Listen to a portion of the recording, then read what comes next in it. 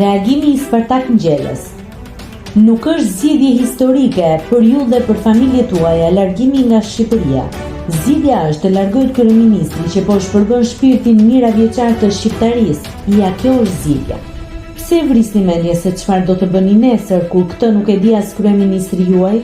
Asgjë nuk di kryeministri juaj dhe asgjë nuk kanë ditur për tregun dhe për shtetin dhe për zhvillimin shoqëror, as kryeministrat e tjerë që kanë kaluar në Shqipëri që nga viti 1992.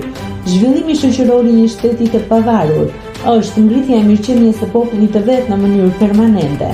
Dhe prandaj sot, Shqipëria është një vend i cili për zhvillimin e saj ne mund të shprehemi vetëm me një frazë: nga asgjëja në asgjë. Por a e kuptoni se kjo asgjë e madhe po i dëbon shqiptarët nga Shqipëria?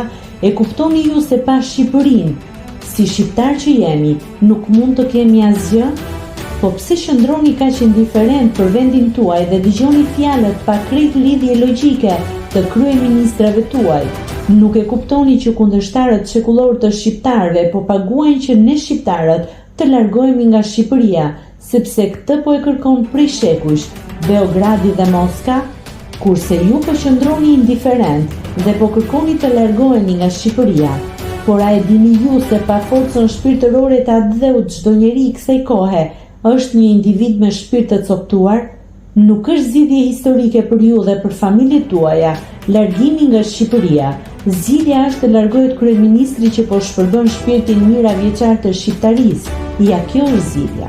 Ende nuk po e kuptoni se Shqipërinë në 3 dekada po e drejtojnë ata që paguhen që Shqipëria të shpopullohet nga shqiptarët? Nuk po e kuptoni se në fjalimet e kryeministrave të Shqipërisë nuk keni dëgjuar dot asnjë fjalë për përkrajjen e shqiptarëve dhe asnjë fjalim ku të jetë përcaktuar me forcë profesionale rruga e rikrijimit të Shqipërisë moderne? Dhe Shqipëri moderne do të thotë që ajo të jetë një vend i industrializuar, por edhe me një bujqësi të nivelit të Bashkimit Evropian dhe njëherësh, edhe me një arsim të nivelit të Evropës perëndimore.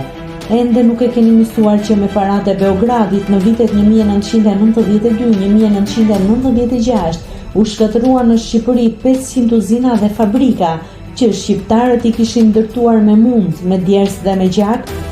Asgjë nuk kemi parë deri tani për zhvillimin e Shqipërisë dhe pikërisht për këtë kuptohet qartë se qeverit në Shqipëri nuk i kanë drejtuar e nuk po i drejtojnë kryeministra që të jenë sklever të interesit kombëtar dhe të patriotizmit arbëror.